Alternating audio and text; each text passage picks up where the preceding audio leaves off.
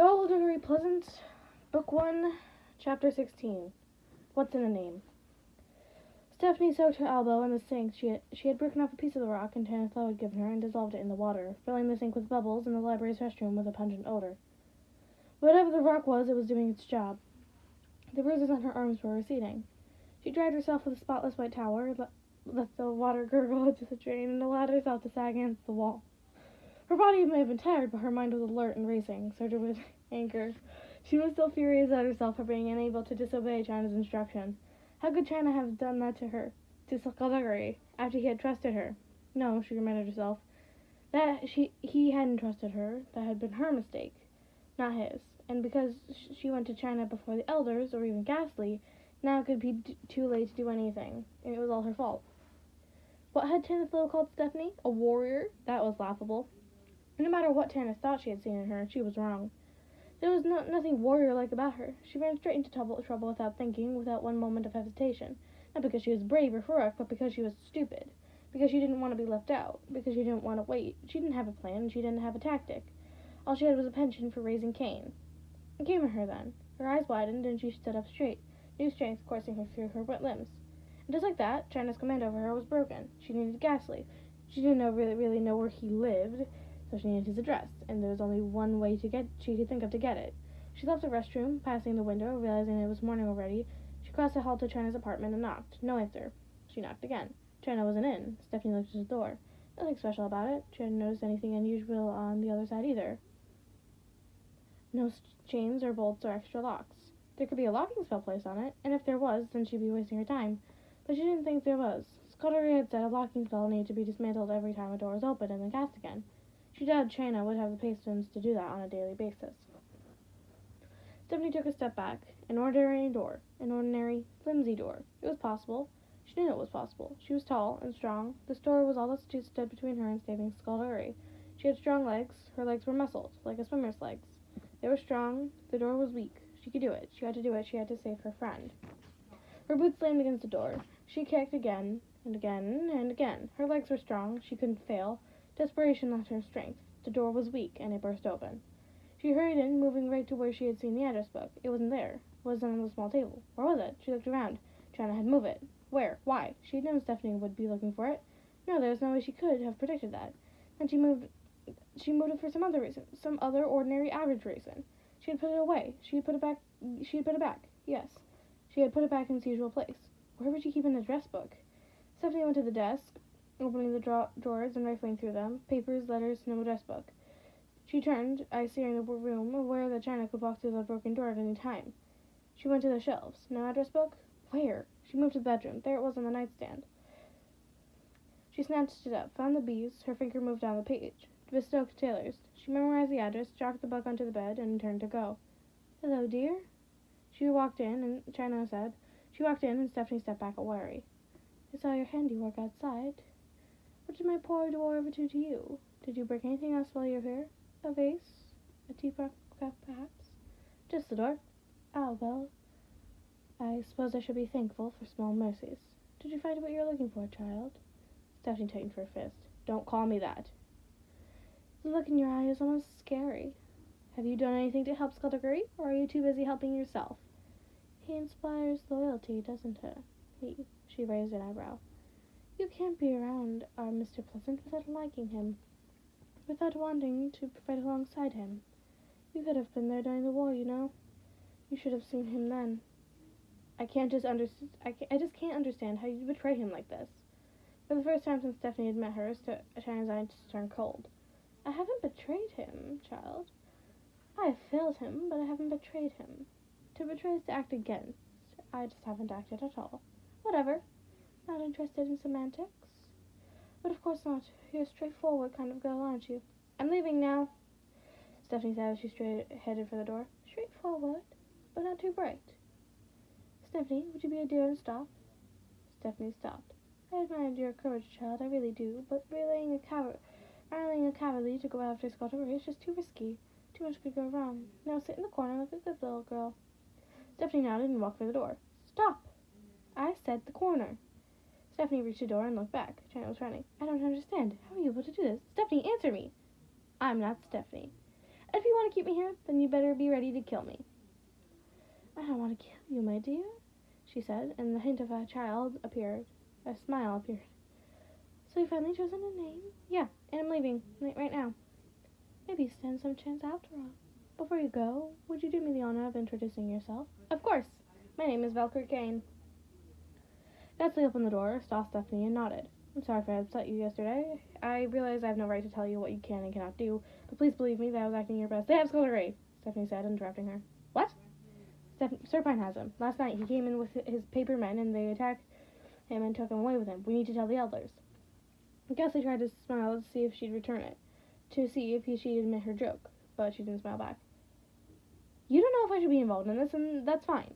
That's your opinion, that's fine. But let's forget about opinion, let's look at facts. Serpine has Skulduggery, he's broken the truce, he believes the scepter is real, and he has proved that he is willing to kill in order to get it. He has to be stopped, and I need your help to stop it. You saw this. You actually saw Serpine did this. I was there. He looked at her and nodded. Then I suppose it's a good thing you decided to stick around. They took Ghastly's car, and Stephanie told him exactly what had happened as they sped through the streets to the sanctuary. The windows were heavily tinted, but even so, he had a scarf wrapped around his face and a hat pulled low over his eyes. The Waxworks Museum hadn't been opened yet, so they let themselves in the back and hurried through the darkness. Ghastly searched the wall for the switch, found it, and the wall parted. Stephanie was the first to reach the bottom of the stairs, and she strode into the sanctuary. The administrator hurried up to her, frowning. I'm sorry, but you do not have an appointment. We're here to see Meritorious. The elders cannot be disturbed, the administrator insisted. I must ask you to leave at once. It's an emergency, Ghastly said as he joined her, but the administrator still shook his head. All requests to visit with the elders must go through the proper channels, he said, but Stephanie had heard enough. She barged past him, heading for the corridor. Suddenly there was a flash of gray, and a cleaver stood before her, holding the blade of his scythe to her throat. Stephanie froze. There was movement all around her, and the only still things in the world were herself and the cleaver. She could hear Ghastly threatening the administrator, threatening the cleavers, and the administrator protesting, and they insisting they leave. Ghastly's voice was rising, becoming angry, telling the cleaver to lower the weapon. The cleaver was still and silent, and the statue Stephanie could see her burnished reflection in his visor. She didn't dare move. Before the situation could spiral out of control, before Stephanie's head became separated from her body, the administrator gave in and agreed to ask Meritorious if he would take visitors. At a nod, the cleaver stepped away and swung the scythe down by his side and behind him, making the mere sheathing of the weapon into an art form. Stephanie backed off, moving slowly, but the cleaver had returned to his post as if nothing had happened. They stayed in the foyer while the administrator hurried off, and presently they heard footsteps approaching. Urchin Meritorious entered, and he looked mildly surprised when he laid eyes on Ghastly. Mr. Bespoke, he said, coming forward. Will wonders never cease, Grand Mage? Ghastly said as they shook hands. You've already met Valkyrie Kane, I think. So you chose a name after all, Meritorious said with a slightly disapproving look. I hope your Mr. Pleasant knows what he's doing. Skulduggery's been captured. Serpine has him. Not this again. It's true. Meritorious peered at them. You saw it yourself? Well, Ghastly said, hesitating. No, but Meritorious said. Skulduggery Pleasant is an excellent detective, and we value his help and expertise on many difficult cases. But when it comes to nefarious Serpine, he does not have his usual detached perspective. Serpine has captured him! My dear, I like you, and I can see why Skulduggery likes you. You're a frighteningly upfront person, and there are qualities to be admired. However, you are new to our culture and our ways, and you have heard a decidedly skewed version of our history. Serpine is not the villain he once was. I was there, Stephanie said, struggling to remain her version of calm. Serpine came with his pager creatures, and they took him. This made Meritorious pause. Paper creatures? Well, it looked like they were made of paper. He nodded slowly. Hollow men, minions of Serpine. Terrible things, bloated by stinking evil. Now do you believe it? We need to get him back, Grand Mage. My friend is in danger. I know you don't want it to be true, but the truce has been broken. Serpent and the sorcerers allied with him will waste no time in seizing powder. The elders must act now. On what authority? On the word of a girl I barely know. I'm not lying. You may be mistaken. I'm not. Serpent wants the scepter, and he thinks Skulduggery can get it from him. The scepter is a fairy tale. The scepter is real, Stephanie said, cutting him off. It's real enough that Serpent is after it, and that he attacked 2 men and you had spying on him, so that you wouldn't find out about it until it was too late. Meritorious hesitated for a moment. Miss Kane, if you're wrong and we move against Serpine now, then we are starting a war we are not ready for. I'm sorry, Stephanie said, seeing the trepidation in the other's eyes. and speaking softly. But the war has already started. The paperclip lay on the tabletop and didn't move. Stephanie focused, flexed her fingers, and then thrust her palm towards it, trying to genuinely believe that the air was nothing more than interlocking objects. The paperclip still didn't move. She nudged it, just to make sure it wasn't stuck or anything. Ghastly entered the room. We're ready to go. We're ready to go. You're sure you want to do this? Very sure. She put the paperclip into her pocket and nodded towards the door behind him. Is there an army up there? Not quite. How many? 2. 2? He has an army in Cleavers, and he gives us 2. Sending any more would arouse suspicion. Moritorius needs a little time to contact Miranda Quell and Skadia's Tome and convince them that action is necessary, and until then, he does. The rescue mission is strictly unofficial. Please tell me they're as good as Skulduggery says they are. Both their uniforms and their size can ward off the majority of magical attacks, but there aren't many deadlier in close combat. Close combat? She said with a frown.